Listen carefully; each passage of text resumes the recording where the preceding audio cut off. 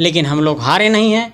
हम लोग जीत के रास्ते में एक नया ईंट जोड़े हैं और आने वाले विधानसभा चुनाव में इसी ईंट की बुनियाद पर हम लोग एक नया इमारत खड़ा करेंगे, इस बात का आपको भरोसा। स्थानीयता, नियोजन, झारखंड की नियुक्ति समय पर हो, झारखंड के नियुक्ति में धांधली बंद हो, सेटिंग गेटिंग बंद हो, पेपर लीक बंद हो, नौकरी बेचना बंद हो, झारखंड के निजी क्षेत्र की कंपनियों में यहाँ के लोगों को नौकरी मिले, 3rd 4th ग्रेड की नौकरी झारखंडियों के लिए आरक्षित हो, यहाँ पर विस्थापन बने नीति, यहाँ पर नियोजन नीति बने, यहाँ पर तमाम जो झारखंड के अंदर कंपनियाँ हैं उसमें जो कॉन्ट्रैक्ट के काम हैं वो झारखंडियों को मिले, जितने छोटे मोटे काम हैं, डंपर ऑपरेटर, मशीन ऑपरेटर, तमाम तरह के जो काम हैं वो यहाँ के लोगों को मिले। झारखंड में जो संविदा निकलती है, जो टेंडर निकलती है, उस टेंडर के प्रक्रिया में झारखंड के लोगों को टेंडर दिया जाए।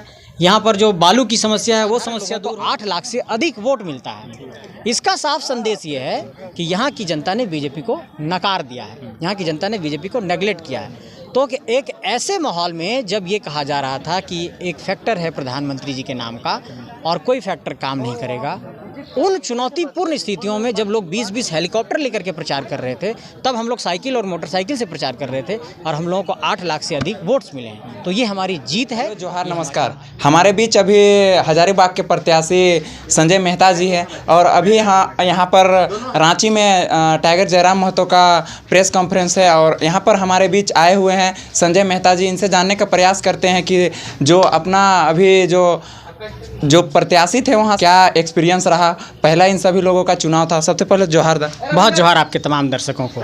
जी, किस तरह से आप लोग का पहला एक्सपीरियंस था सर चुनाव में? बहुत अच्छा अनुभव रहा। जनता ने पूरा सहयोग दिया, पूरा समर्थन दिया, जनता ने पूरा प्यार दिया, पूरा जनता ने यही कहा कि आप लोगों का जो संघर्ष है वो बहुत बेहतर है, झारखंड और झारखंडी माटी के लिए आप लोग लड़ रहे हैं और हम लोग दिल खोल करके आपका साथ देंगे और झारखंड की जनता ने साथ दिया।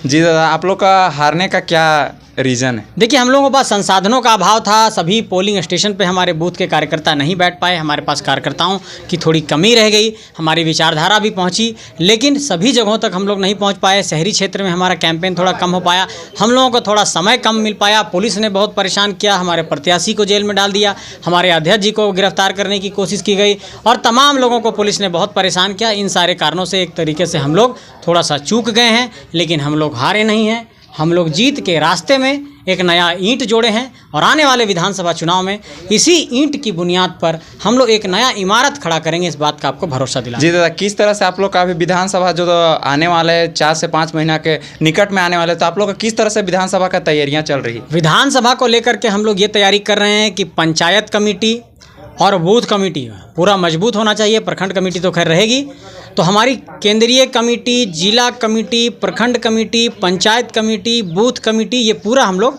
बनाने पर पहले जोर दे रहे हैं ताकि जब प्रत्याशी को चुनाव लड़ाया जाए तो कार्यकर्ताओं की फौज ज़मीन पर मिले।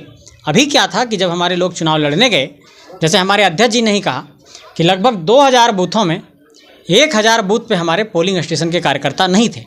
आप सोचिए कि अगर 1 लाख और 1.5 लाख वोट का जो अंतर रहा है, अगर वो अंतर को अगर कम करने की बात कहा जाए हमारे गिरिडीह लोकसभा में, तो हमारे कार्यकर्ता होते पोलिंग स्टेशन पर तो वो हम लोग चुनाव जीत जाते।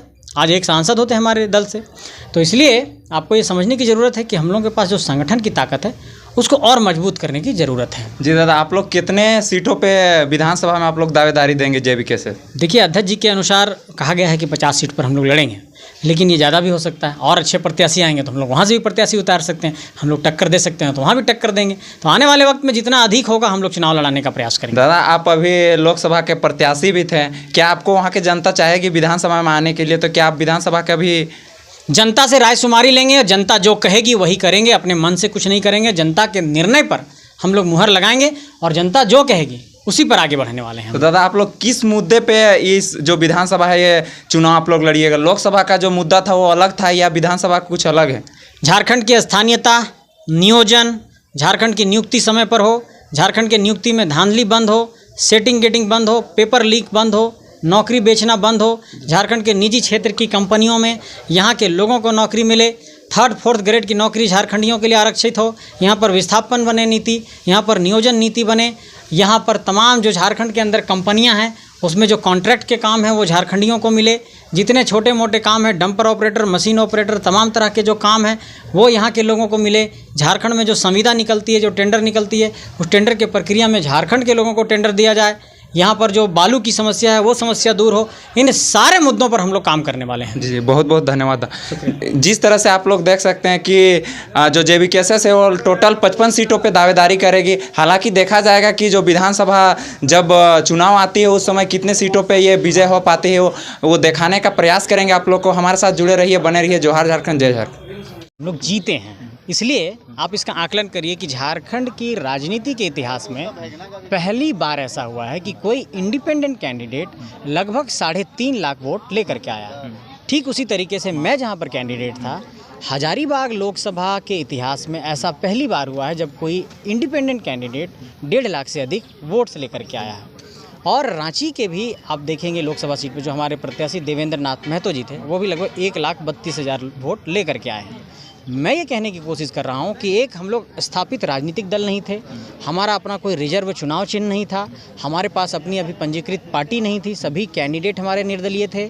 और एक ऐसा इलेक्शन जब पूरे देश के लोग ये कह रहे हैं कि पूरे देश की आइडियोलॉजी 2 धड़े में बटी हुई है, एक इंडिया अलायंस में और एक NDA अलायंस में, तो इसमें कोई थर्ड फ्रंट लोगों को नहीं दिखाई पड़ रहा था। बगल में आप देखिए छत्तीसगढ़ में उड़ीसा का परिणाम, वहाँ पर फेवर में दिखाई पड़ता है बीजेपी के। लेकिन जैसे ही आप झारखंड में आते हैं तो झारखंड में आदिवासी सीटों पर 5 रिजर्व सीटों पर बीजेपी को हार का सामना करना पड़ता है और हम जैसे साधारण लोगों को 8 लाख से अधिक वोट मिलता है। इसका साफ संदेश ये है कि यहाँ की जनता ने बीजेपी को नकार दिया है, यहाँ की जनता ने बीजेपी को नेगलेक्ट किया है। तो कि एक ऐसे माहौल में जब ये कहा जा रहा था कि एक फैक्टर है प्रधानमंत्री जी के नाम का और कोई फैक्टर काम नहीं करेगा, उन चुनौतीपूर्ण स्थितियों में जब लोग 20-20 हेलीकॉप्टर लेकर के प्रचार कर रहे थे, तब हम लोग साइकिल और मोटरसाइकिल से प्रचार कर रहे थे और हम लोगों को 8 लाख से अधिक वोट्स मिले हैं। तो ये हमारी जीत है, ये हमारी हार नहीं है। आंसू के विधायक डॉक्टर लमोदर महतो कह रहे हैं कि ये JBKSS जो है ये झारखंड मुक्ति मोर्चा का ये B टीम है, क्या कहेंगे? देखिए, राजनीति में जब आते हैं आप तो एलिगेशन, लांछन, तमाम तरह की बातें लोग कहते रहते हैं, क्योंकि जो विपक्षी राजनीतिक दल होते हैं वो किसी ना किसी तरीके से आपको कमज़ोर करने की कोशिश करते हैं। ऐसे में आपको सिर्फ अपने काम पर फोकस करने की ज़रूरत होती है कि आपकी आइडियोलॉजी क्या है, आपका पॉलिटिकल स्टैंड क्या है, आप झारखंड को लेकर के क्या सोचते हैं, आप झारखंड को लेकर के किन पॉलिसी पर बात करना चाहते हैं। तो हम लोग झारखंड को लेकर के जो विजन लेकर के आगे बढ़े हैं उससे आज हम लोग अभी भी कोई अलग बात नहीं कह रहे हैं। हम लोगों ने यही कहा कि झारखंड की नौकरी में झारखंड के लोगों को प्राथमिकता मिलनी चाहिए, झारखंड की डोमिसाइल पॉलिसी खतियान आधारित बननी चाहिए। इसको अगर 9 शेड्यूल में शामिल करने की बात थी तो ये 9 शेड्यूल में शामिल होना चाहिए था। और झारखंड में जो हम लोगों ने कहा कि रिजर्वेशन की बात, अभी भी आप देखिए 77% रिजर्वेशन का यहाँ पर विधेयक नहीं बन पाया। झारखंड की नियुक्ति की जो प्रक्रिया है वो पारदर्शी तरीके से हो, तमाम जो नियुक्ति प्रक्रिया है वो समय से हो, यहाँ पर जो लोग विस्थापित हुए हैं उनको पुनर्वास मिले, मुआवजा मिले, यहाँ के निजी क्षेत्र की कंपनियों में झारखंड के लोगों को रोजगार मिले। यही सब बातें हम लोगों ने की है और इसी बात पर हम लोग अभी भी अडिग हैं। इसलिए हम लोग अपने मुद्दे के साथ खड़े हैं। कौन क्या लांछन लगा रहा है, कौन क्या आरोप लगा रहा है, ये इस पर हम जाना ही नहीं चाहते हैं। ये हमारे लिए एक उपलब्धि है कि वैसे स्थापित राजनीतिक दल जो 20 साल 25 साल से राजनीति कर रहे हैं, जिनके सांसद बने हैं, जिनके विधायक बने हैं, जिनके उप मुख्यमंत्री रहे हैं, वैसे लोग हम लोगों को रिकॉग्नाइज कर रहे हैं, हम लोगों का नाम ले रहे हैं, मीडिया में हम लोगों के खिलाफ बयानबाजी कर रहे हैं। ये हम अपने अचीवमेंट के तौर पर देखते हैं। इसको हम ये नहीं देखते हैं कि हमारा कोई फेलियर है, ये हमारा एक अचीवमेंट है। क्या आप विधानसभा चुनाव में आप उतरेंगे? विधानसभा चुनाव में पूरे JBKSS के प्रत्याशी झारखंड के अंदर उतरने वाले हैं। इस पर हम लोग बैठक करेंगे और बैठक के बाद हम लोग निर्णय लेने वाले हैं और सभी सीटों पर एक बेहतर निर्णय लिया जाएगा। सारे प्रत्याशियों का बायोडाटा, उनका पूरा प्रोफाइल हम लोग मंगा रहे हैं और उस पर एक आकलन कर रहे हैं। आकलन के बाद हम लोग प्रत्याशियों के नाम की आधिकारिक घोषणा करेंगे और आधिकारिक घोषणा के बाद प्रत्याशी वहाँ पर चुनाव लड़ेंगे। बहुत बहुत धन्यवाद। शुक्रिया आपका।